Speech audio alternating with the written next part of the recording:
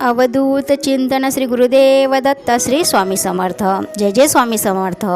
स्वामींचे असेच भक्तिमय संदेश ऐकण्यासाठी आपल्या चॅनलला सबस्क्राईब करून श्री स्वामी समर्थ टाईप करा आणि व्हिडिओ आवडल्यास व्हिडिओला लाईक अवश्य करा। आजचा स्वामी संदेश मन लावून ऐका। एक माणूस असतो, तो एवढा गरीब असतो की त्याला 2 वेळचं जेवणसुद्धा मिळत नसते।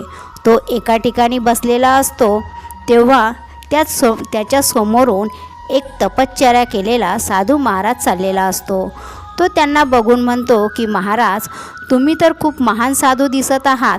मला सांगा की माझ्या नशिबात काय लिहिलंय? मला 2 वेळचं जेवणसुद्धा मिळत नाही आणि आयुष्यात माझ्या दुःखच दुःख आहे। तेव्हा साधू महाराज म्हणतात, ठीक आहे, आणि डोळे बंद करून ते साधना करतात। काही वेळानंतर ते डोळे उघडतात। ते त्या गरीब माणसाला सांगतात की पुढे तुझ्या आयुष्यामध्ये फक्त 20 भाकरी लिहिल्या आहेत आणि त्याच्या व्यतिरिक्त तुला आयुष्यात काहीच मिळणार नाही।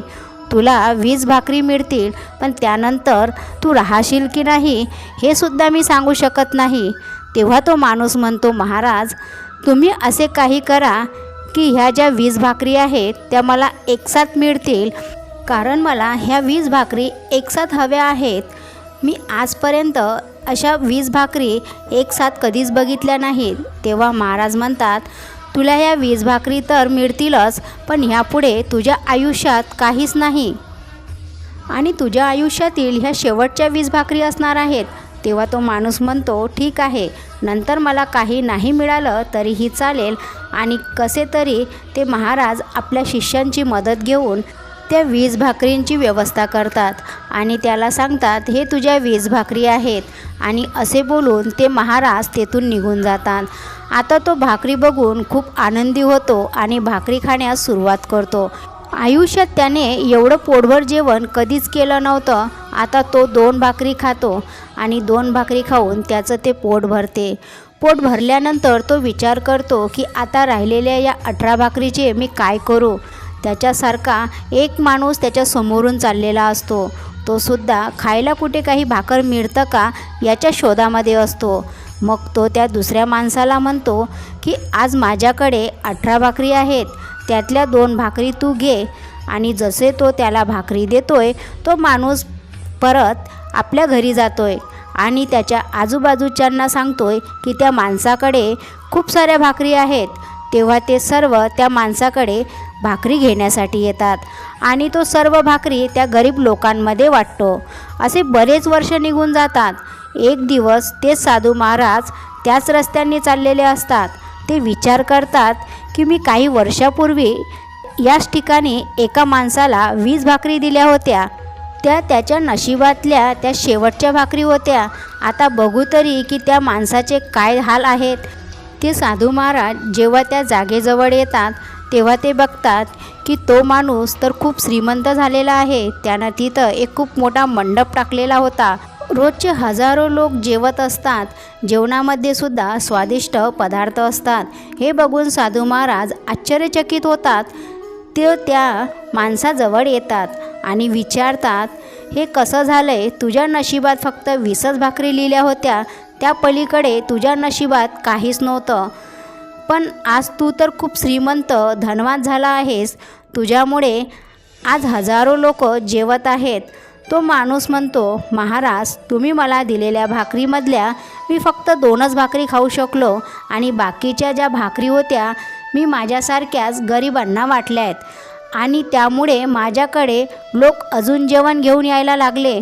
परत मी थोडं जेवायचो आणि बाकीचं सर्व जेवण माझ्यासारख्या गरीब लोकांमध्ये वाटून टाकायचं आणि असं करत लोक माझ्याकडे जेवण घेऊन यायचे आणि जेवढं मी जेवण वाटू लागलो त्याच्या कैक पटीने जेवण माझ्याकडे येऊ लागलं। माझे काम बघून मला काही मोठ्या लोकांनी घर घेऊन दिलं आणि त्यांनीच मला व्यवसाय चालू करून दिला।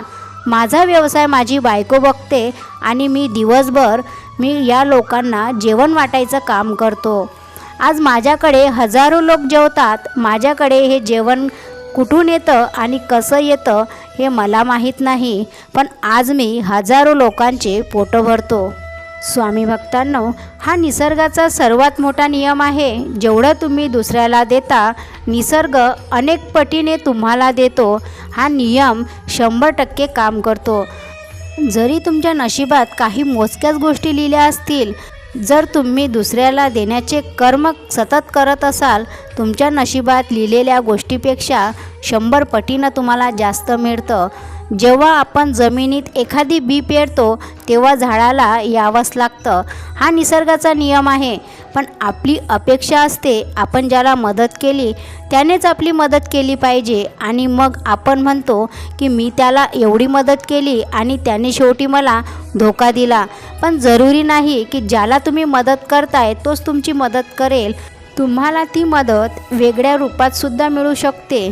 पण स्वतःचं नुकसान करून दुसऱ्यांना देऊ नका. त्या गरीब व्यक्तीने आधी स्वतःचे पोट भरले आणि राहिलेले दुसऱ्यांना वाटलं. म्हणूनच जो माणूस दुसऱ्याला देत असतो, जो माणूस देणारा असतो, त्याला आयुष्यात कधीच काही कमी पडत नाही. हेच सत्य आहे.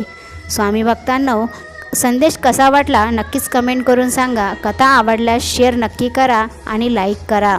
भेटूया नवीन सुंदर सुंदर विचारांसोबत.